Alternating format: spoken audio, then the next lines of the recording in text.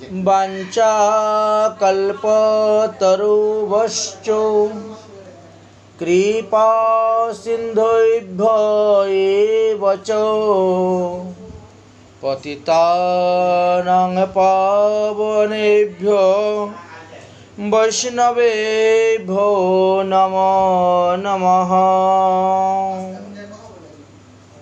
সুধী ভক্তবৃন্দগণ, আজ আমরা পটিয়া রাজবাড়ি দর্শন করতে গিয়েছিলাম।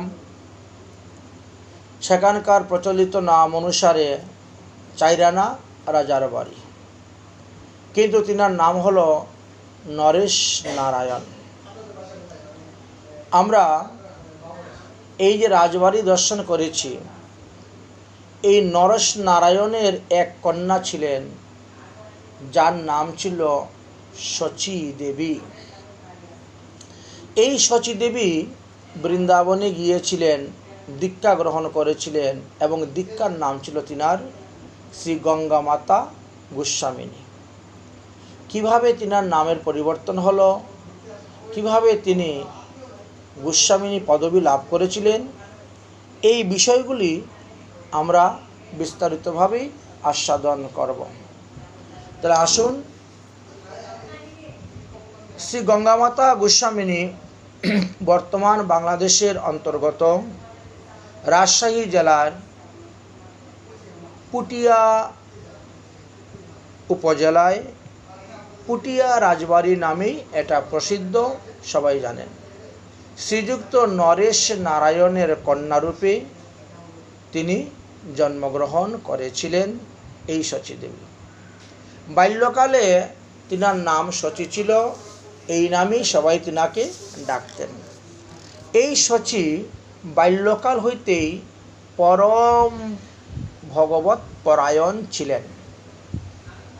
তাদের বাড়িতে শ্রী বিগ্রহ আছেন, রাধা গোবিন্দ বিগ্রহ ছিলেন। তাই শচী দেবী বাল্যকাল হইতেই ভগবত ভক্তি পরায়ণ ছিলেন, সর্বদাই ভগবত ভক্তিতে তিনি থাকতেন। অল্পকালের মধ্যেই তিনি ব্যাকরণ, কাব্য, অলঙ্কার আদি প্রভৃতি শাস্ত্র বিশেষ জ্ঞান লাভ করেছিলেন। শচী যখন বড় হলেন, তখন রাজা শচীকে বিবাহ দেওয়ার জন্য উপযুক্ত বর খুঁজতে লাগলেন। কিন্তু এই ঘটনাটা যখন শচী জানতে পারলেন, তখন শচী বললেন যে এই জগতের কোনো পুরুষকে আমি বিবাহ করিব না। কোনো সৌন্দর্যশালী হোক আর ঐশ্বর্যশালী হোক, কোনো পুরুষকে আমি বিবাহ করিব না। তাহলে তিনি কাকে বিবাহ করবেন? তখন তিনি বললেন যে আমি স্বয়ং ভগবানকে আমার জীবন অর্পণ করে দিয়েছি। তিনি হলেন জগৎস্বামী, তিনি হলেন জগৎপতি। অতএব আমার স্বামী কেবল এই মদন গোপাল, এই গোপালকেই আমি আজীবন পতিরূপে তাকে ভজন করে যাব। কন্যার কথা চিন্তা করতে করতে রাজা এবং রানী শেষ পর্যন্ত স্বধাম গমন করলেন। আমার এই ভিডিওতে দেখতে পাবেন আপনারা, রানী যেখানে স্নান করতেন সেটা স্থান আমরা দেখিয়েছি। রাজা যেখানে বাস করতেন নরেশ নারায়ণ, সেটাও দেখানো হয়েছে, আপনারা সবগুলো দেখতে পারবেন। আচ্ছা, তাহলে দেখা গেল যে রাজা এবং রানী স্বধাম প্রাপ্ত হইলেন। তারপর রাজ্যভার শচীদেবীর উপরে পড়ল।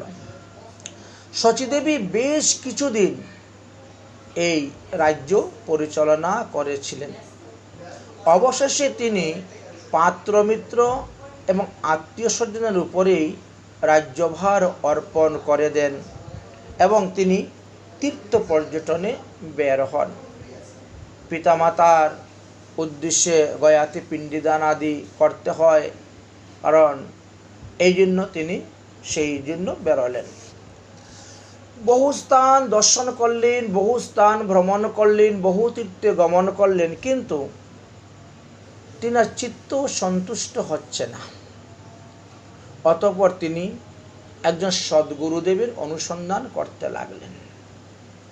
সদ্গুরুদেবের অনুসন্ধান করতে করতে করতে করতে জগন্নাথ পুরীতে গিয়ে উপস্থিত হইলেন। কিন্তু তথায়ও মনের মতন সদ্গুরুদেব না পেয়ে তারপরে তিনি শ্রীধাম বৃন্দাবনে রওনা হলেন এবং যথাসময়ে শ্রীধাম বৃন্দাবনে গিয়ে পৌঁছিলেন। তথায় গৌর নিত্যানন্দের অন্তরঙ্গ ভক্ত শ্রী হরিদাস পণ্ডিত গোস্বামীর সঙ্গে গিয়ে সাক্ষাৎ করলেন এবং সেই হরিদাস পণ্ডিত গোস্বামীর দিব্য তেজ বৈরাগ্য দর্শন করে শচী পরম আনন্দিত হলেন। একদিন তিনার নিকটে দীক্ষা মন্ত্র গ্রহণ করার প্রার্থনা করলেন। আচ্ছা, এই যে হরিদাস পণ্ডিত, এই হরিদাস পণ্ডিত কে ছিলেন? এই বিষয়ে চৈতন্য চরিতামৃত আদিলীলাতে দেওয়া ছিল যে গদাধর পণ্ডিত গোস্বামীর শিষ্য অনন্ত আচার্য, কৃষ্ণের প্রেমময় তনু, উদার সর্বকার্য। তার অনন্ত গুণ কে করিবে প্রকাশ? তার প্রিয় শিষ্য হইলেন পণ্ডিত হরিদাস। তাহলে আমাদের পঞ্চতত্ত্বের মধ্যে যে গদাধর পণ্ডিত, এই গদাধর পরিবারের থেকেই দীক্ষা প্রাপ্তর অনুরোধ করেছিলেন হরিদাস পণ্ডিত। পণ্ডিত হরিদাস শচীকে পরীক্ষা করার জন্য বললেন, দেখো মা, তুমি তো রাজকন্যা, তোমার দ্বারা এই নিষ্কিঞ্চনভাবে হরিভজন করা সম্ভব হবে না। ভগবানকে ভজন করতে গেলে নিষ্কিঞ্চনভাবে ভজন করতে হয়, আর তুমি তো রাজার মেয়ে, অতএব তোমার দ্বারা সম্ভব হবে না। অতএব তুমি তোমার রাজ্যে ফিরে যাও, গৃহে থেকে হরিভজন করো, রাজ্য পরিচালনা করো, প্রজাদের দেখাশোনা করো, সুখ দুঃখের, এটাই তোমার পক্ষে ভালো। বৃন্দাবন ধামে বাস করে ভজন করা তোমার দ্বারা হবে না, তুমি চলে যাও। শচীদেবী এই কথা শুনে চমকে উঠলেন। তিনি রাজি হলেন না, আমি আর দেশে ফিরে যাব না। আমি তো দেশের রাজ্য, রাজভাব, ঠাটবাট, এমনকি সব কিছু ত্যাগ করে এসেছি। একখানা মলিন কাপড় বস্ত্র পরে আমি চলে এসেছি। আমার মধ্যে কোনো অভিমান নাই, অহংকার নেই। অতএব আপনি যাহা বলবেন তাহাই আমি করব, কিন্তু আমাকে ধাম থেকে দেশে চলে যেতে বলবেন না। আপনি কৃপা করে আমাকে দীক্ষামন্ত্র প্রদান করুন। আপনি যাহা যাহা বলবেন আমি তাহাই আপনার আদেশ শিরোধার্য করে পালন করব। তখন পণ্ডিত হরিদাস তিনাকে পরীক্ষা করার জন্য দায়িত্ব দিলেন। ঠিক আছে, তাহলে আজকের থেকে সহস্তে তুমি বৃন্দাবনের পথে পথে ঝাড়ু দাও, বৈষ্ণবদের গৃহে গিয়ে ঝাড়ু দাও, বৈষ্ণবের কুটিয়া ঝাড়ু দাও, নিদুবন নিকুঞ্জবন ঝাড়ু দাও।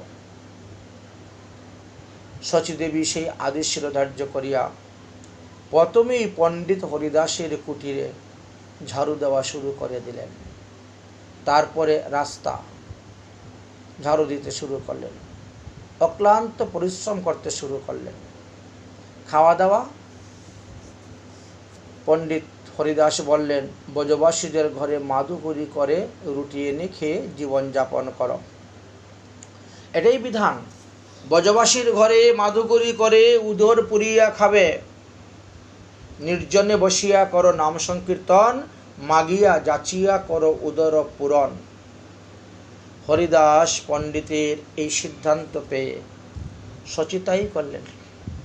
ব্রজবাসীদের ঘরে ঘরে উপস্থিত হতেন, রাধেশ্যাম, মা। তখন কেউ হয়তো একটা রুটি দিল, কেউ অর্ধেকটা রুটি দিল, কেউ একটু দুধ দিল, বা কেউ একটু সবজি দিল। সেটা পেয়েই তিনি জীবন ধারণ করতে লাগলেন আর গুরুদেবের আদেশ অনুসারে নিধুবন, নিকুঞ্জবন বা বিভিন্ন সাধুদের কুটিয়া ঝাড়ু দিতে শুরু করলেন। এইভাবে ধীরে ধীরে তীব্র বৈরাগ্যযুক্ত জীবন যাপন করতে করতে শচীর দেহটি ক্ষীণ হয়ে গিয়েছিল, ক্লিশবর্ণ হয়ে পড়েছিল।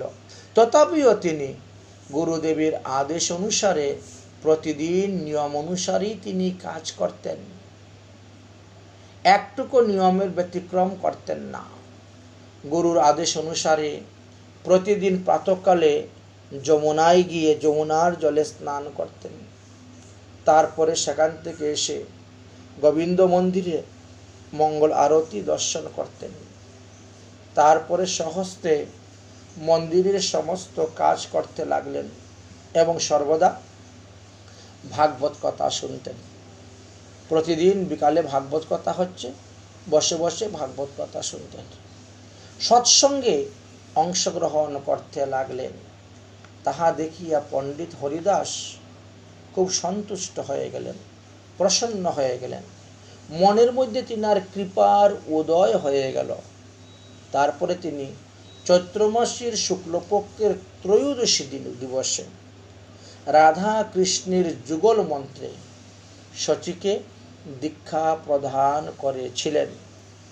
শচীর জন্মটাও খুব ভালো সময়ে হয়েছিল, কারণ জ্যৈষ্ঠী মাসের শুক্লপক্ষের দশমী অর্থাৎ গঙ্গা দশহরা দিবস, এমন উত্তম দিবসে তিনি জন্মগ্রহণ করেছিলেন। গঙ্গা দশবিধ পাপকে হরণ করে দেয় গঙ্গা দশহরা। আর দীক্ষাটাও নিলেন খুব ভালো সময়ে, যে চৈত্র মাসের শুক্লপক্ষের ত্রয়োদশী দিবসেই রাধাকৃষ্ণের যুগল মন্ত্রে শচী দেবী দীক্ষা পেয়ে গেলেন। মানে এমনভাবে সেবা করেছেন যে গুরুর প্রসন্ন হয়ে গেলেন। মন গোলানো নামই তো কৃপা, গুরু কৃপা হি কেবলম, গুরু কৃপা পেয়ে গেলেন। শচী অষ্টদশাক্ষর কৃষ্ণ মন্ত্র, 24.5 অক্ষর গায়ত্রী মন্ত্র পেলেন। এবার কৃষ্ণ প্রেমময়ী তিনি হয়ে গেলেন। এরপর থেকেই তিনি তন মন ধন দিয়ে শ্রী গুরুদেবের সেবা করতে লাগলেন। গুরুর আদেশ অনুসারে তিনি কি করতেন? রাস্তা থেকে গরুর গোবর কুড়িয়ে আনতেন, এনে সেইগুলা কান্ডা তৈরি করতেন। সেই কান্ডা বাজারে বিক্রি করে এনে সেই পয়সা দিয়ে গুরুদেবের সেবা করতেন। শ্রী গুরুদেবের নিকট হইতে তিনি ধীরে ধীরে গোস্বামীগণের সমস্ত শাস্ত্রের সার শিক্ষা করতে লাগলেন।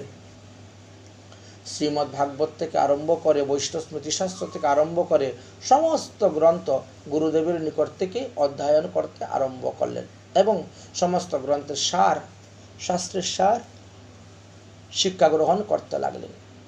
কিছুদিন পরে পণ্ডিত হরিদাসের আরেকজন শিষ্যা ছিলেন, নাম ছিল লক্ষ্মীপ্রিয়া দেবী। ওই লক্ষ্মীপ্রিয়া দেবী ইনি রাধাকুণ্ডে বাস করতেন। তো গুরুদেবকে দর্শন করার জন্য বৃন্দাবনে গিয়ে উপস্থিত হয়েছেন। কেন তেনার নাম লক্ষ্মীপ্রিয়া হলো? যেহেতু তিনি প্রতিদিন 3 লক্ষ হরিনাম জপ করিতেন, এই জন্য গুরুদেব তাকে লক্ষ্মীপ্রিয়া বলে ডাকতেন। একদিন গুরুর আদেশ দিলেন, শচীদেবী তোমাকে আর বৃন্দাবনে থাকতে হবে না, তুমি এখন রাধাকুণ্ডে চলে যাও। তোমার জ্যেষ্ঠ গুরুবোন লক্ষ্মীপ্রিয়া সহিত তুমি তার কুটিয়ায় থাকো। প্রতিদিন রাধাকুণ্ড শ্যামকুণ্ড ঝাড়ু দাও, প্রতিদিন গিরিরাজ পরিক্রমা করো, প্রতিদিন রাধাকুণ্ড শ্যামকুণ্ডের চতুর্দিক ঝাড়ু দিয়ে পরিষ্কার করো, আর নিত্য গিরিরাজ পরিক্রমা করবে, ব্রজবাসীর ঘরে মাদুকুরি করে প্রসাদ পাবে। যাও, তুমি এখন থেকে রাধাকুণ্ডে গিয়ে তোমার গুরুবোনের নিকটেই থাকো। গুরুর আদেশ শিরোধার্য করিয়া শচীদেবী তখন লক্ষ্মীপ্রিয়ার সহিত রাধাকুণ্ডে চলে আসেন এবং রাধাকুণ্ডে বাস করতে শুরু করলেন। প্রতিদিন তুলসী দেবীর টপ মাথায় করে নিয়ে গিরিরাজ গোবর্ধন পরিক্রমা করতেন আর মুখে হরিনাম সংকীর্তন করতেন। এইভাবে বেশ কয়েক বৎসর কেটে গেল। নিত্য নিয়মভাবে তিনি এই কর্মই করে যাচ্ছেন। গিরিরাজ গোবর্ধন পরিক্রমা, রাধাকুণ্ড শ্যামকুণ্ড সংস্কার অর্থাৎ ঝাড়ু দেওয়া, পরিষ্কার করা, বা লোকে রাধাকুণ্ড শ্যামকুণ্ড পূজা করলে পরে যে সমস্ত ফুল, তুলসী পাতা আদি জলের মধ্যে ভাসতে থাকে, প্রদীপ প্রদীপগুলোকে দান করে, সেইগুলাকে পরিষ্কার করছেন। এইভাবে বেশ কয়েক বছর কেটে গেল। একদিন পণ্ডিত হরিদাস রাধাকুণ্ডে এসে উপস্থিত হয়েছেন। হওয়ার পরে শচীদেবীকে আদেশ করলেন, তোমাকে এখন আর রাধাকুণ্ডে বাস করতে হবে না, তুমি শীঘ্রই নীলাচলে জগন্নাথপুরীতে চলে যাও। জগন্নাথ মন্দির ঝাড়ু দাও, ওখানে জগন্নাথের প্রসাদ পাবে। বাস, জগন্নাথ মন্দিরে গিয়ে বাস করো আর জগন্নাথ মন্দিরের সেবা পূজা করো, সেখানে গিয়ে ভজন করো, আর গৌরাঙ্গ মহাপ্রভুর বাণী শ্রদ্ধালু জনের মধ্যে প্রচার করো। অর্থাৎ গীতা, ভাগবত, চৈতন্য চরিতামৃত, চৈতন্য ভাগবত, বৈষ্ণব স্মৃতিশাস্ত্র, অন্যান্য গ্রন্থগুলা তুমি এখন ওখানে গিয়ে পাঠ করে লোকদেরকে শিখাবে। অর্থাৎ তুমি একজন পাঠিকা, তোমাকে পাঠিকার দায়িত্ব দেওয়া হলো, ধর্ম প্রচারের দায়িত্ব দেওয়া হলো। অতএব মহাপ্রভুর বাণী তুমি প্রচার করো, বৈষ্ণব ধর্ম প্রচার করো, তুমি জগন্নাথ পুরীতে চলে যাও। তার কারণটা কি ছিল? কারণটা ছিল তখন ওর মহাপ্রভুর পার্শ্বদগণ সকলেই অপ্রকট হয়ে গিয়েছিলেন। এই সময় মহাপ্রভুর আর কোনো পার্শ্বদ পুরীর সাথে ছিল না। এই জন্য শচীকে পাঠালেন। শচীও গুরুদেবের আদেশ শিরোধার্য করিয়া বৃন্দাবন হইতে পুরীর দিকে তিনি রওনা হলেন এবং যথাসময়ে পুরীতে গিয়ে পৌঁছিলেন। থাকবেন কোথায়? এটি হলো সমস্যা। থাকার ব্যবস্থা হলো সার্বভৌম ভট্টাচার্যের একটি পুরানা কুটিয়া ছিল। সার্বভৌম ভট্টাচার্যের সেই গৃহের মধ্যে, পুরানা গৃহের মধ্যে থেকেই তিনি ভজন করতে লাগলেন এবং প্রতিদিন শ্রীমদ্ ভাগবত পাঠ করতে লাগলেন। শ্রদ্ধালু ভক্তজন একজন, দুজন, তিনজন করে আসতে আসতে চতুর্দিকে খবর হয়ে গেল, বহু লোক এখন আসতে শুরু করেছে। সেখানে ছোট্ট একটি মন্দির আছে, যে মন্দিরে সার্বভৌম ভট্টাচার্যের সেবিত বিগ্রহ শ্রী রাধা দামোদর শালগ্রাম শিলা অবস্থান করছিলেন।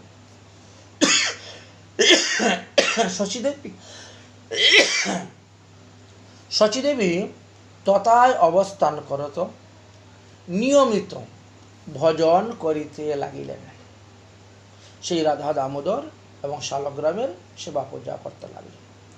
শচীর মুখ হইতে শ্রীমদ্ ভাগবতের সুসিদ্ধান্ত কথা শ্রবণ করতে করতে দিনের পর দিন ভক্ত সংখ্যা বৃদ্ধি পেতে শুরু হলো, শ্রোতাদের সংখ্যা বৃদ্ধি পেতে শুরু হলো, সম্পূর্ণ সদাচারী প্রসাদভোজী বৈষ্ণবদেরও সংখ্যা বৃদ্ধি পেতে লাগল। দেখতে দেখতে দেখতে দেখতে অল্প কিছু দিনের মধ্যেই সমস্ত পুরুষোত্তম ক্ষেত্রে ছড়িয়ে পড়ল যে শচীদেবীর মতন ভাগবত বক্তা আর কেউ নেই। তিনি একজন শ্রেষ্ঠ ভাগবত পাঠিকা। বক্তা হিসাবে শচীর খ্যাতি তখন সম্পূর্ণ পুরুষোত্তম ক্ষেত্রে ছড়িয়ে পড়ল। সেই সময়ে পুরীর রাজা ছিলেন মুকুন্দদেব। মুকুন্দদেব যখন লোকের মুখে শুনলেন, মুকুন্দদেব যখন লোকের মুখে শুনলেন যে পুটিয়ার রাজা নরেশ নারায়ণের কন্যা রাজ্য ত্যাগ করে, বিষয় ত্যাগ করে তিনি শ্রীধাম বৃন্দাবনে ভজন করে, সদ্গুরুদেবীর চরণাশ্রয় করে, এই ভাগবত গ্রন্থাদি অধ্যয়ন করে, সুপাণ্ডিত্য লাভ করে তিনি এসেছেন এখানে এবং সার্বভৌম ভট্টাচার্যের একটা ভাঙ্গা কুটিয়ার মধ্যে থাকেন, ভাঙ্গা বাড়ির মধ্যে থাকেন। আর এই সুললিত কণ্ঠে, সুমধুর কণ্ঠে শ্রীমদ্ ভাগবত সবাইকে শ্রবণ করাচ্ছেন, ভগবানের সুসিদ্ধান্ত শ্রবণ করাচ্ছেন। তাই পুরীর রাজা মুকুন্দ তিনি তখন আসলেন ভাগবত কথা শ্রবণ করার জন্য। শচীদেবীর মুখ হইতে ভাগবতের সুসিদ্ধান্ত কথা শ্রবণ করে হরিকথা শ্রবণে রাজা মুগ্ধ হয়ে গেলেন। পুরীর রাজা মুকুন্দদেব তখন শচীদেবীকে বললেন, আমি আপনাকে কিছু ভূসম্পত্তি অর্পণ করতে চাই, আপনি তাহা সাদরে গ্রহণ করুন। শচীদেবী বললেন, আমি তো বিষয় ত্যাগ করে চলে এসেছি।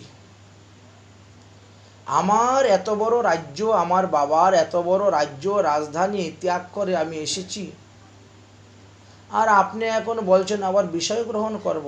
আমি আর কোনো ভূসম্পত্তি, কোনো বিষয় গ্রহণ করতে চাই না। যেভাবে আছি সেভাবে ভালোই আছি, অতএব ক্ষমা করুন, আমি আপনার কোনো অনুরোধ মানব না, আমি কোনো বিষয় গ্রহণ করতে পারবো না। অতঃপর রাজা মুকুন্দদেব শ্রী জগন্নাথ দর্শন করতে গেলেন এবং জগন্নাথকে প্রণাম করে তিনি বাড়িতে চলে গেলেন। কয়েকদিন পরে আবার আসছেন রাজা, বললেন যে জগন্নাথ মন্দিরের পাশে কিছু জায়গা আছে, মানে বর্তমানে যাকে আমরা এখন শ্বেতগঙ্গা বলে থাকি, বর্তমানে, তখন তো ওটা শ্বেতগঙ্গা নাম ছিল না, তো সেই জায়গাটায় ভূমি শচীর নামে দান করতে চাইলেন। বলে এই জায়গাটা আমি আপনাকে দান করব, এটা আপনি গ্রহণ করুন। এটা জগন্নাথ দেবের আদেশ। কারণ রাজা জগন্নাথ দর্শন করে, জগন্নাথের কাছে প্রার্থনা করে যখন তিনি বাড়িতে গেলেন, তখন জগন্নাথ দেবী স্বপ্নে দেখালেন মুকুন্দ রাজাকে যে তুমি এই স্থানটা শচীকে দান করে দাও, মানে বর্তমানে যেটা আমরা শ্বেতগঙ্গা এখন বলি, শ্বেতগঙ্গার তীর, এই ভূমিটা শচীকে দান করে দাও। জগন্নাথের আদেশ যখন শ্রবণ করলেন তখন তো আর শচী সেটা না করতে পারেন না, যার ফলে শচীদেবী রাজার নিকট হইতে সেই ভূসম্পত্তিটা গ্রহণ করিলেন।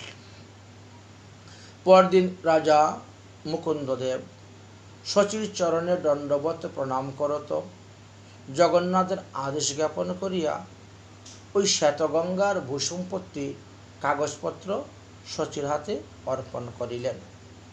শচীদেবী সেই থেকেই ওখানে আছেন এবং সেবা পূজা করে যাচ্ছেন মনের আনন্দে। বিগ্রহ সেবা চলছে, যে সমস্ত অভ্যাগত বৈষ্ণব আসেন তাদেরকেও প্রসাদের ব্যবস্থা করে দেওয়া হয়েছে, আর রাজা নিজেও এটা ব্যবস্থা করে দিয়েছিলেন প্রসাদের, আর পাঠ কীর্তন চলছে। এইভাবে বেশ কিছুদিন গত হয়ে গেছে। দেখতে দেখতে এবার কি হলো, মহাবারুণী স্নান এসে উপস্থিত হলো। তো মহাবারুণী স্নান উপলক্ষে সবাই গঙ্গা স্নান করতে যান। জগন্নাথ পুরীর থেকে অনেকেই গঙ্গা স্নানে যাওয়ার জন্য ইচ্ছা প্রকাশ করলেন, আমরা গঙ্গা স্নান করতে যাব। শচীদেবীও তাদের সঙ্গে যাওয়ার জন্য প্রস্তুত হলেন, তিনিও ইচ্ছা প্রকাশ করলেন, ঠিক আছে তোমরা যখন যাবে গঙ্গা, মহাবারুণী গঙ্গা স্নান, দশহরা গঙ্গা স্নান, তাহলে আমিও যাব তোমাদের সঙ্গে। কাপড় চোপড় বেডিংপত্র সব কিছু নিয়ে তৈরি হয়ে গেছেন এবং সার্বভৌম ভট্টাচার্য সেই পুরানো বাড়ি অর্থাৎ শ্বেতগঙ্গা, সেখান থেকে বেরিয়ে জগন্নাথ মন্দিরে সিংহদ্বার পার হয়েছেন। হওয়ার পরেই তিনার মনে হলো, আরে গুরুদেব তো আমাকে জগন্নাথ পুরীতে বাস করে জগন্নাথ মন্দিরের সেবা করার আদেশ দিয়েছেন, তাহলে আমি গুরুবাক্য লঙ্ঘন করে আমি কেমন করে জগন্নাথ পুরী ত্যাগ করে গঙ্গা স্নানের জন্য যাব? এটা আমার ভুল হবে, এটা অন্যায় হবে, এটা ঠিক হবে না।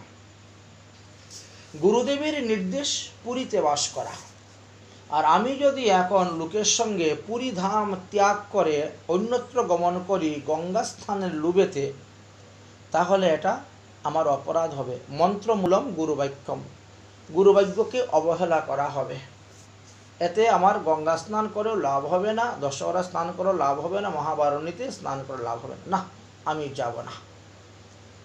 এইভাবে তিনার মন স্থির হয়ে গেল এবং তিনি চলে আসলেন, বলে তোমরা সবাই যাও গঙ্গা স্নান করতে, আমি যাব না। চলে আসে, বাড়িতে বসে আছেন।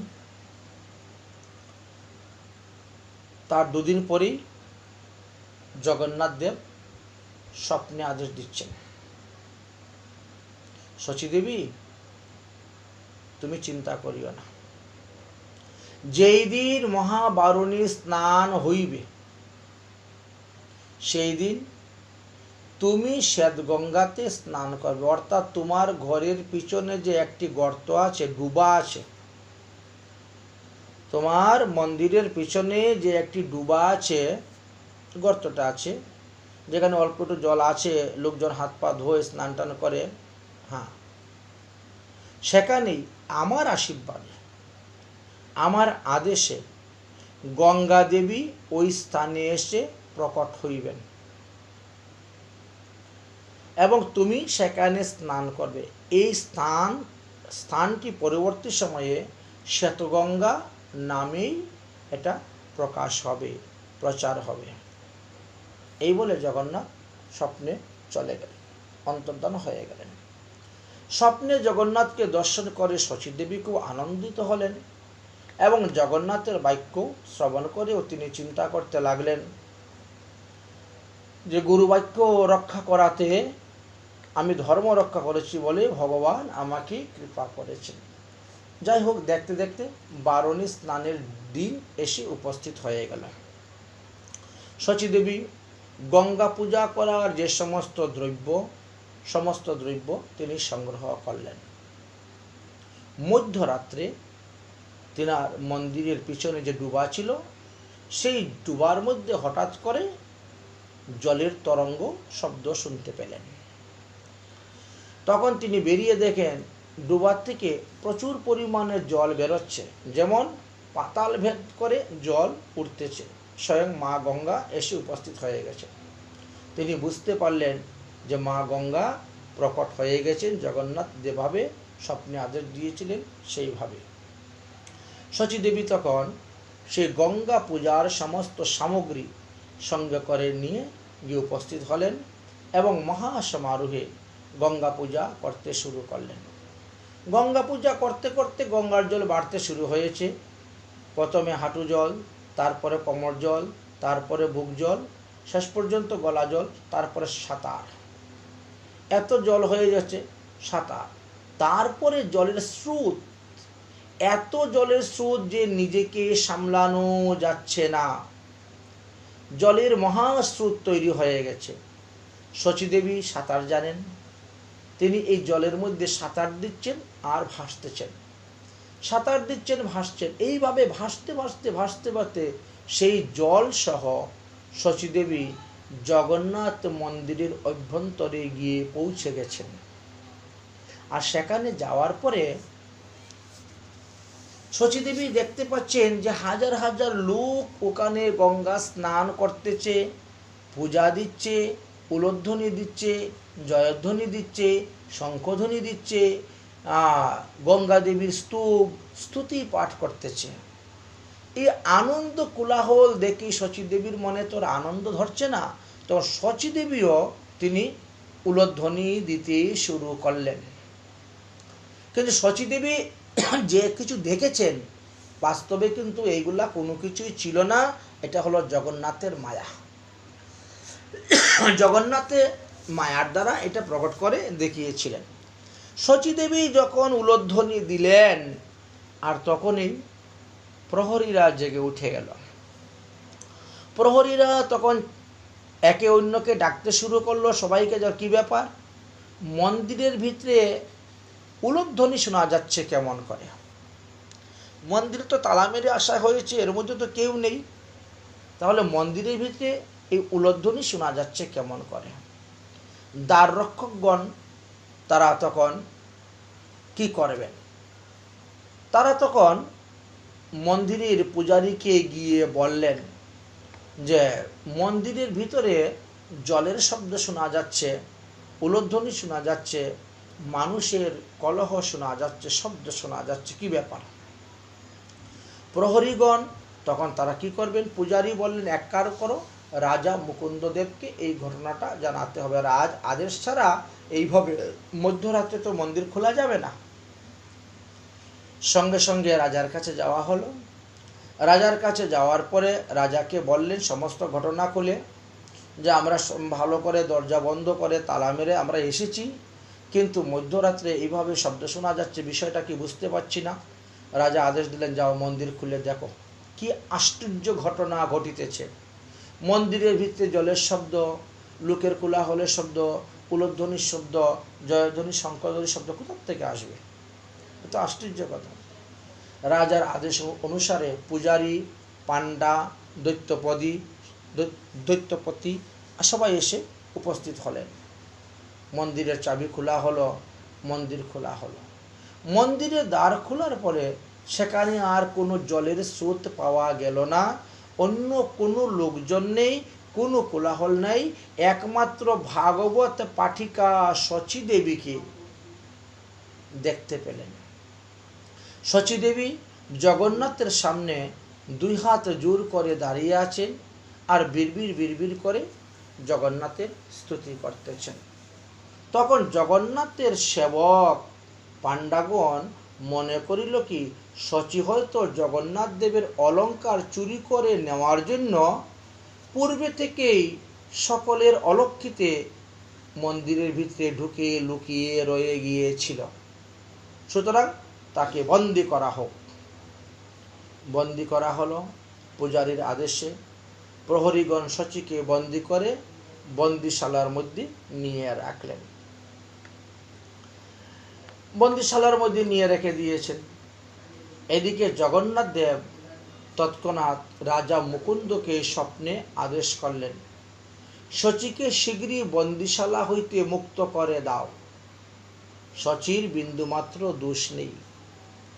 আমি আমার চরণ হইতে গঙ্গাকে প্রকট করে মন্দির হইতে শচী দেবীর বাড়ি পর্যন্ত নিয়ে গিয়েছিলাম। শচী দেবীর ঘরের পিছনে যে ডুবাটা ছিল, সেইখানেই আমার চরণ থেকে সমস্ত জল গিয়ে পড়েছিল। ওই স্থানের নাম আজকে থেকে শ্বেতগঙ্গা হইল। সেই শ্বেতগঙ্গার জলের স্রোত আকর্ষণ করে আমি আবার শচী দেবীকে আমার মন্দিরের ভিতরে জলসহ এনেছিলাম। আমার চরণ থেকেই জল প্রকট হলো গেল, আবার শচীকে নিয়ে সেই জলের স্রোত এসে আমার চরণেই প্রবেশ করে বিলীন হয়ে গিয়েছে। আমি আমার ভক্তকে জলের মধ্যে ভাসিয়ে আমার মন্দিরে নিয়ে এসেছি। অতএব সকলে মিলিয়া শচীর চরণে পড়িয়া তোমরা ক্ষমা প্রার্থনা করো এবং তাহার নিকট হইতে তোমরা মন্ত্র দীক্ষা গ্রহণ করো, না হলে তোমাদের আর রক্ষা নেই। বৈষ্ণব অপরাধ তোমাদের হয়েছে, শচীর চরণে তোমরা ক্ষমা প্রার্থনা করো। রাজা মুকুন্দ দত্ত জগন্নাথ দেবের আদেশকে শিরোধার্য করলেন।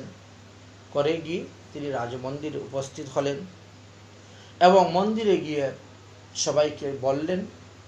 বলার পরে শচী দেবীকে কারাগার থেকে মুক্ত করা হলো। রাজা মুকুন্দদেব শচী দেবীর চরণে পরে ক্ষমা চাইলেন। পাণ্ডা, পূজারী যারা যারা ছিল এর সঙ্গে জড়িত সবাই শচী দেবীর চরণে ক্ষমা চাইলেন এবং জগন্নাথের আদেশ যে তিনি তাদেরকে যেন দীক্ষা প্রদান করেন। অতঃপর এই শচী দেবী রাজা মুকুন্দদেবকে, পাণ্ডা পুরোহিতদেরকে তিনি পুনরায় দীক্ষা প্রদান করেছিলেন রাধা কৃষ্ণের মন্ত্র, অর্থাৎ গুরু প্রদত্ত যে মন্ত্র তিনি পেয়েছিলেন সেই মন্ত্রের দ্বারাই দীক্ষা প্রদান করেছিলেন। তৎসঙ্গে আরও বহু পুরুষগণ, পাণ্ডাগণ, ক্ষেত্রবাসী মনুষ্যগণ শচী দেবীর চরণাশ্রয় করেছিলেন, অর্থাৎ তারাও দীক্ষা গ্রহণ করেছিলেন। এইভাবে জগন্নাথপুরীতে বহু লোক শচী মায়ের নিকট থেকে দীক্ষা গ্রহণ করেছিলেন। সেই থেকেই জগন্নাথ দেব শচী দেবীর নাম রেখে দিলেন আজকে থেকে তোমার নাম হলো শ্রী গঙ্গা মাতা গোস্বামিনী। এই পুটিয়ার রাজবাড়ির নরেশ নারায়ণের কন্যা শচী দেবী। পরবর্তী সময়ে তিনি হলেন শ্রী গঙ্গা মাতা গোস্বামিনী। স্বয়ং ভগবান জগন্নাথ দেব এই নাম রেখে তিনাকে ঘোষণা করে দিয়েছিলেন। রাজা তখন গুরুদক্ষিণা রূপে বহু ভূসম্পত্তি দান করতে চাইলেন গঙ্গা মাতা গোস্বামিনীকে, অর্থাৎ শচীকে। কিন্তু গঙ্গা মাতা গোস্বামিনী তাহা অস্বীকার করলেন। বেশি ভূসম্পত্তি নিলে সম্পত্তির প্রতি একটা মায়া জন্মে, সাধন ভজন হবে না। কিন্তু রাজা বারবার বলছে, আমি গুরুদক্ষিণা রূপে এটা দিতে চাই আপনার চরণে, আপনি এটা গ্রহণ করুন, গ্রহণ করুন, ইহাতে ভবিষ্যতে বৈষ্ণবদের উপকারে লাগবে। তখন গঙ্গা মাতা গোস্বামী বললেন যে বৈষ্ণব সেবার জন্য যদি তোমার দিতেই হয় তাহলে আজকে থেকে নিয়ম করো, প্রতিদিন জগন্নাথের মন্দির থেকে জগন্নাথের 2 ভাণ্ড প্রসাদ আমার মন্দিরে আসবে, 1 ভাণ্ড তরকারি আসবে, 1 কানি প্রসাদী বস্ত্র আসবে, 2 পণ করি আসবে। মানে তখনকার দিনে করি ছিল তো, পণ, 2 পণ করি মানে 1 টাকা 60 পয়সা এখনকার, যেটা আমাদের হিসাব। এইগুলি আসবে, এর দ্বারাই সাধু সেবা বৈষ্ণব সেবা হয়ে যাবে। বৈষ্ণবদেরকে দক্ষিণাও দেওয়া যাবে, বস্ত্রও দেওয়া যাবে, এটি হয়ে যাবে।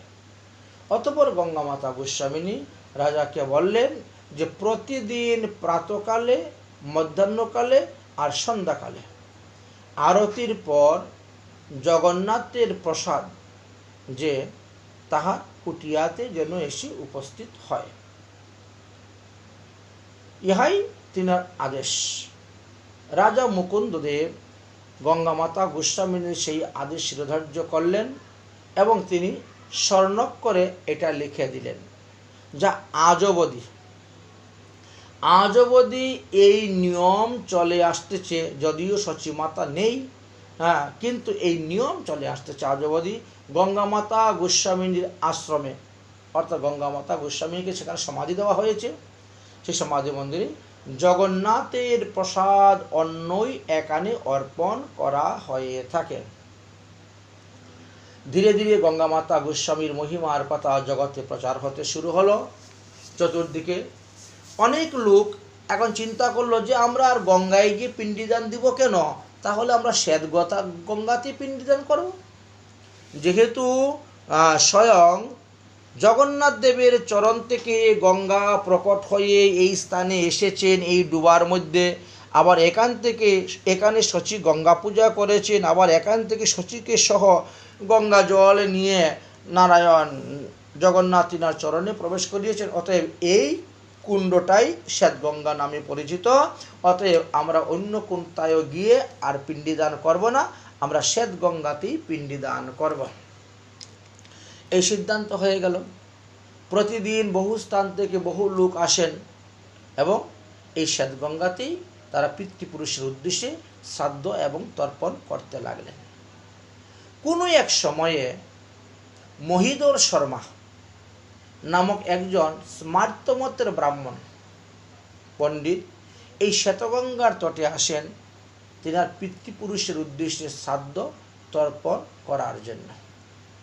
তখন তিনি লোকমুখে এই গঙ্গামাতা গোস্বামীর মহিমার কথা শুনলেন, গঙ্গামাতা গোস্বামীকে দর্শন করলেন এবং গঙ্গামাতা গোস্বামীর মুখ হইতে শ্রীমদ্ ভাগবতে সুসিদ্ধান্তের কথা শ্রবণ করে প্রেমেতে বিবল হয়ে গেলেন। এবং সেই মহিধর শর্মা শেষ পর্যন্ত তিনি গঙ্গামাতা গোস্বামীর নিকট থেকেই রাধাকৃষ্ণের মন্ত্রে দীক্ষা গ্রহণ করলেন এবং স্মার্তমত ত্যাগ করে শুদ্ধ বৈষ্ণব মত গ্রহণ করে তিনি ভজন করতে শুরু করলেন। বেশ কিছুদিন জগন্নাথ পুরীতে বসে ভজন করলেন। ভজন করার পরে গঙ্গামাতা গোস্বামী তাকে আদেশ দিলেন, যাও তুমি তোমার জন্মস্থানে যাও। মহিধর শর্মার জন্মস্থান ছিল ধনঞ্জয়পুর। শচীমাতা আদেশ করলেন যে তুমি তোমার জন্মস্থানে যাও। মহিদর্তকহন। এটা ছিল গঞ্জাম জেলার অন্তর্ভুক্ত। গঞ্জাম জেলায় যাও, বিভিন্ন অঞ্চলে গিয়ে তুমি এই গৌর নিত্যানন্দের নাম প্রেম প্রচার করো, হরিনাম প্রচার করো, নাম প্রেম প্রচার করো, ইহাতেই জীবের মঙ্গল হইবে। গঙ্গামাতা গোস্বামিনী এইভাবে তিনাকে আদেশ দিলেন, আর সেই আদেশ শিরোধার্য করে তারপর শিষ্য এইভাবে গঙ্গামাতা গোস্বামিনীর শিষ্য প্রশিষ্যগণ এখনও আছেন বিভিন্ন স্থানে, তারা সাধন ভজন করে যাচ্ছেন।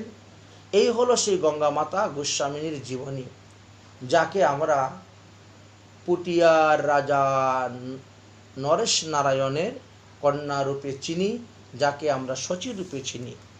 এই শচী সাধন ভজন করে এতই ভগবানের প্রিয়, এতই ভগবানের উত্তম হয়েছিলেন, সাক্ষাৎ ভগবানের কৃপা লাভ করেছিলেন, গুরু কৃপা লাভ করেছিলেন, ধামবাস করতে পেরেছিলেন।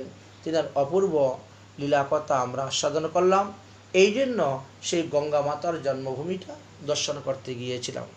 যে বৈষ্ণব যেখানে জন্মগ্রহণ করেন, যেখানে আবির্ভাব হন, তিনার যে বাল্য লীলা স্থান, বাল্যকালের খেলাধুলার স্থান, এই সমস্ত স্থান অতি পবিত্র।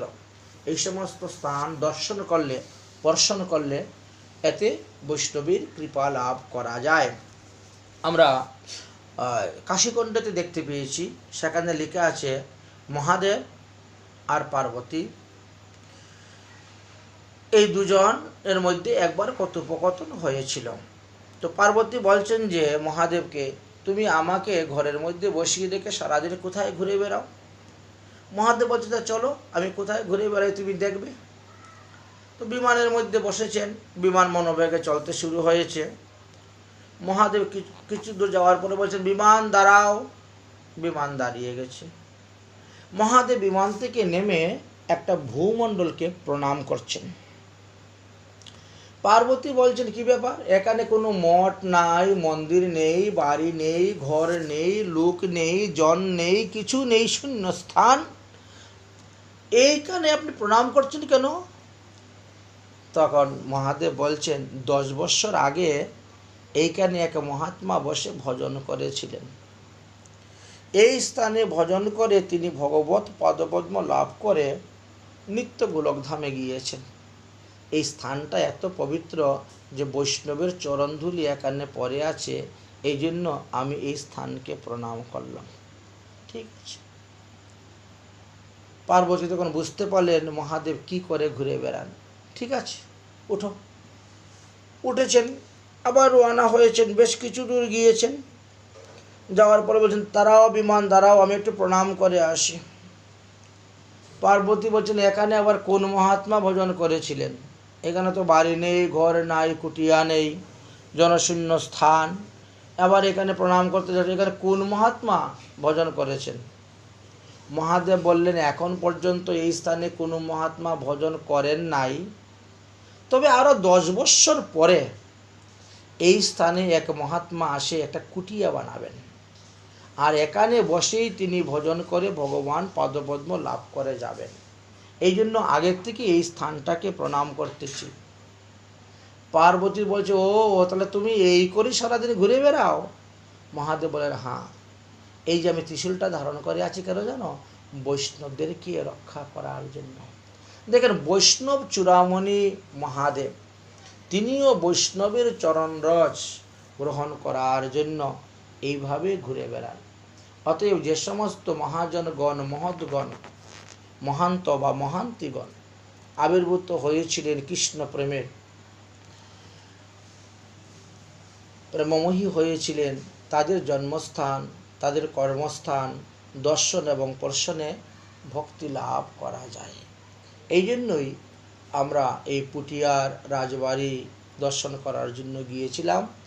দর্শন করলাম, গোবিন্দদেবের দর্শন হয়েছে, ভোগ আরতি আদি দর্শন করেছি, আমরা কৃতার্থ হয়েছি। কিন্তু সবগুলা সবসময় ভিডিও করা সম্ভব হয় নাই। যেগুলা যেখানে সম্ভব হয়েছে সেই স্থানগুলোই ভিডিও করে আমরা তৈরি করেছি, যাতে যারা এখনও পুটিয়া রাজবাড়ি দর্শন করতে পারেন নাই, তারা ইউটিউবের মাধ্যমে এই ভিডিওটি দর্শন করেও তারা কৃতার্থ হইতে পারবেন, ধন্যাতে ধন্য হইতে পারবেন। জয় সচী মাতা, জয় গঙ্গা মাতা গোস্বামিনী। চরণ প্রণাম জানিয়ে আজকের মতন এই রাজবাড়ি পুটিয়ার মহিমার কথা আমরা এখানেই বিশ্রাম দিচ্ছি। বাকি তত্ত্বগুলা আরও কিছু সংগ্রহ হলে পরে আমরাও আপনাদেরকে জানাবো। এই পর্যন্তই রইল। জয় জনিতাই গো সীতানাথ প্রমানন্দে হরি হরি बोल। বলো সচী মাতা কি, পুটিয়ার রাজা নরেশ নারায়ণ কি, তস্য কন্যা গঙ্গা মাতা গোস্বামিনী কি। জয় জয় শ্রী রাধে শ্যাম নিতাই গৌর হরি बोल হরি बोल হরি बोल। ও হে বৈষ্ণব ঠাকুর দয়ার সাগর, এদাসে করুণা করি, দিয়া পদ ছায়া শুধ হে আমারে, তোমার চরণ ধরি, তোমার চরণ ধরি। ছয় বেগদমি ছয় দোষ শুধি, ছয় গুণ দেহ দাসী, ছয় শত সঙ্গ দেহ এ আমারে, বসেছি সঙ্গের আসে, বসেছি সঙ্গের আসে। একাকী আমার নাহি পায় বলো, হরিনাম সংকীর্তনে। তুমি কৃপা করি শ্রদ্ধা বৃন্দু দিয়া, দেহ কৃষ্ণ নাম ধনে, দেহ কৃষ্ণ নাম ধনে। কৃষ্ণ সে তোমারো, কৃষ্ণ দিতে পারো, তোমারও শক্তি আছে। আমি তো কাঙ্গাল কৃষ্ণ কৃষ্ণ বলি, আমি তো কাঙ্গাল কৃষ্ণ কৃষ্ণ বলি, দাহিত পাচে পাচে, দাহিত পাচে পাচে। ও হে বৈষ্ণব ঠাকুর দয়ার সাগর, এদাসে করুণা করি। জয় বৈষ্ণব ঠাকুর, জয় বৈষ্ণব ঠাকুর, বৈষ্ণব ঠাকুর জয় বৈষ্ণব ঠাকুর। ঠাকুর বৈষ্ণব গণ করি মোহি নিবেদন, মোহবর দম দুরাচার। দারুণ সংসার নিধি তাহে ডুবাইল বিধি, কেশে ধরি কর মোরে পার। বিধিবর বলবান না শুনে ধরম জ্ঞান, সদাহি করম পাশে বান্ধে। নাহি দেখি তার লেশ, যত দেখি সব ক্লেশ, অনাথকা তরে কান্দে। কাম ক্রোধ লোভ মোহ মদ অভিমান সভ, আপন আপন স্থানে ঠানে। আমার ওই চন মন ফিরে যেন অন্ধজন, সুপত বিপত নাহি মানে। লানইন শতমত অসতে মজিলচিত, তুহা পদ না করিন আস। নরোত্তম দাসে কয় দেখে শুনে লাগে ভয়, তরাইয়া লয় নিজ পাশ। জয় বৈষ্ণব ঠাকুর, জয় বৈষ্ণব ঠাকুর, বৈষ্ণব ঠাকুর জয় বৈষ্ণব ঠাকুর। বৃন্দাবনবাসী যত বৈষ্ণবের গণ, প্রথমে বন্দনা করি সবার চরণ। নীলাচলবাসী যত মহাপ্রভুর গণ, ভূমিতে পড়িয়া বন্দি সবার চরণ। নবদ্বীপবাসী যত মহাপ্রভুর ভক্ত, সবার চরণ বন্দি হইয়া অনুরক্ত। মহাপ্রভুর ভক্ত যত গৌর দেশে স্থিতি, সবার চরণ বন্দি করিয়া প্রণতি। যে দেশে বৈশে গৌরাঙ্গের গণ, ঊর্ধ্ববাহু করি বন্দি সবার চরণ। হইয়াছেন হইবেন প্রভুর যত দাস, সবার চরণ বন্দি ধন্তে করি গাস। ব্রহ্মাণ্ড তারিতে শক্তি ধরে জনে জনে, এ বেদ পুরাণ গুণ গায় যে বা শুনে। মহাপ্রভুর গণ সব পতিত পাবন, তাই লুবে মোহি পাপী লহিনু শরণ। বন্দনা করিতে মোহি কত শক্তি ধরি, তম বুদ্ধি দোষে মোহি দম্ভ মাতের করি। তথাপি মুখের ভাগ্য মনের উল্লাস, দুঃখমি মুয় দম্রে কর নিজ দাস। সর্ববাঞ্ছা সিদ্ধি হয় যমবন্ধন ছুটে, জগতে দুর্লভ হইয়া প্রেম ধন লুটে। মনের বাসনা পূরণ চিরাতে হয়, দেবকী নন্দন দাস এই লোভে কয়। জয় বৈষ্ণব ঠাকুর জয় বৈষ্ণব ঠাকুর, বৈষ্ণব ঠাকুর জয় বৈষ্ণব ঠাকুর। কি রূপে পাইব সেবা মোহি দুরাচার, শ্রী গুরু বৈষ্ণবের অতি না হইল আমার। অশেষ মায়াতে মন মগন হইল, বৈষ্ণবেতে লেশ মাত্র রতি না জন্মিল। বিষয়ে ভুলিয়া অন্ধ হইন দিবানিশি, গলে পাশ দিতে ফিরে মায়া সে পিছাসি।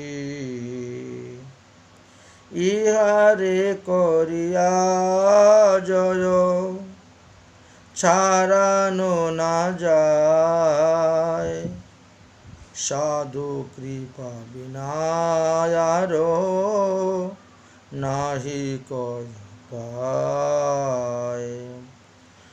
অদোষদর্শী প্রভু পতিত পাবন, এইবার নরোত্তমে করহ নিস্তার।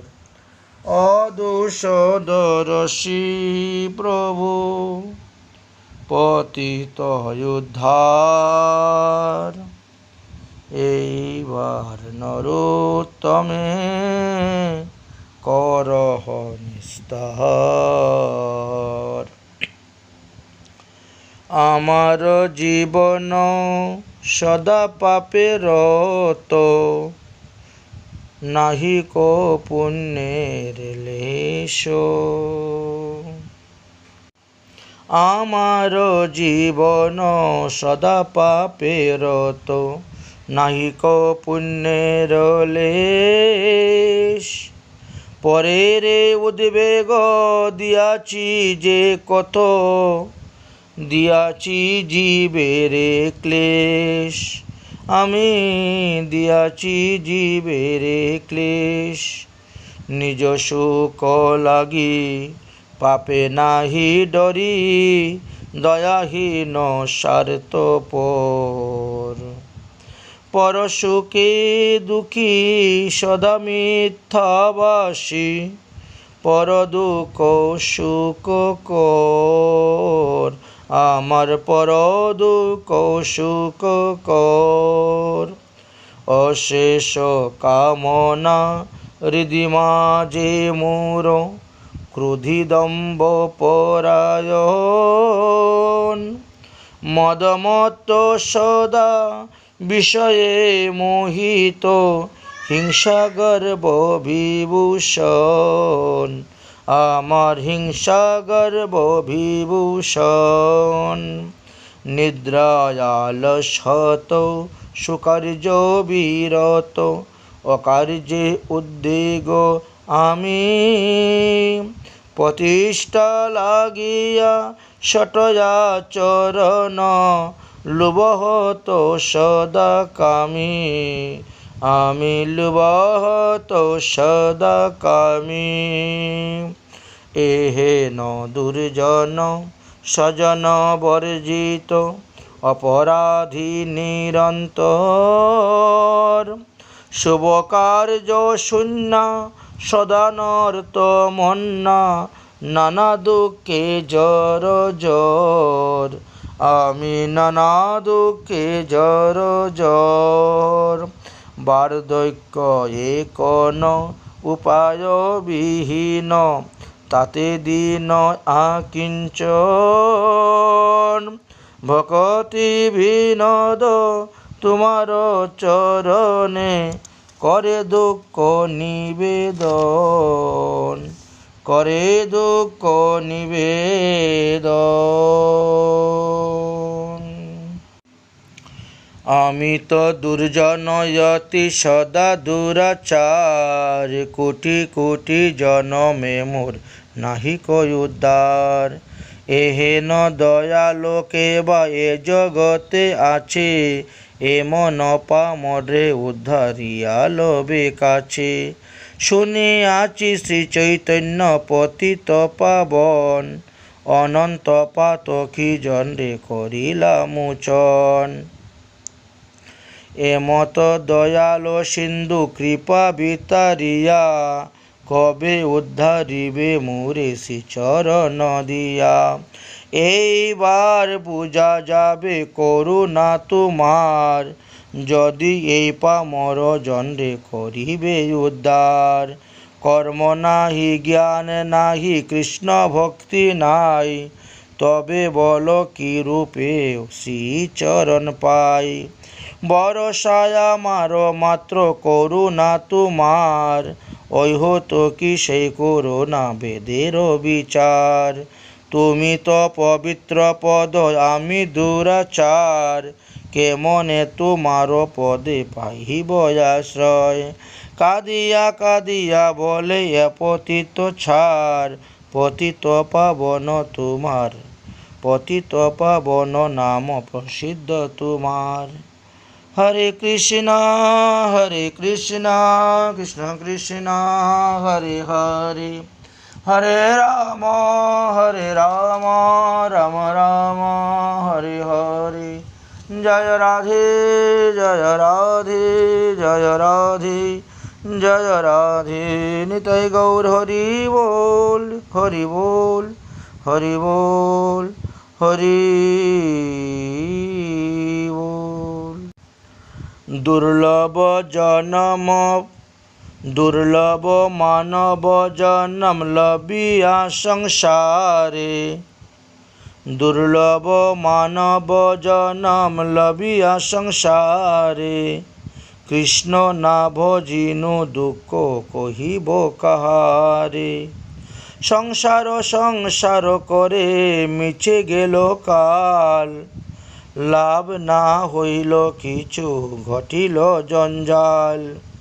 কিসের সংসার এই ছায়া বীজ প্রায়, ইহাতে মমতা করি বৃথা দিন যায়। এ দেহ পতন হইলে কি হবে আমার, কেহ সুখ নাহি দিবে পুত্র পরিবার। গর্ধবের মতো আমি করি পরিশ্রম, কার লাগি এত করি নাগুছিল ভ্রম। দিন যায় মিথ্যা কাজে নিশা নিদ্রা বসে, নাহি ভাবি মরণ নিকটে আছে বসে। ভালো মন্দ খাই হেরি পরিচিন্তাহীন, নাহি ভাবি এই দেহ ছাড়িব কোন দিন। দেহ গেহ কলত্রাদি চিন্তায় অবিরত, জাগিছে হৃদয়ে মোর বুদ্ধি করি হত। হায় হায় নাহি ভাবি অনিত্য এইসব, জীবনেও বিগত কোথায় রহিবে বৈভব। শ্মশানে পরিব মম, শ্মশানে শরীর মম পরিয়া রহিবে। বিহঙ্গ পতঙ্গ তাহে বিহার করিবে। কুকুর শৃগাল সব আনন্দিত হয়ে, মহোৎসব করিবে তারা আমার দেহ লয়ে। যে দেহের এই গতি তার অনুগত, সংসার ভৈভব আরো বন্ধুজন যত। অতএব মায়া মোহ ছাড়ি বুদ্ধিমান, নিত্য তত্ত্ব কৃষ্ণ ভক্তি করুণ সন্ধান। হরে কৃষ্ণ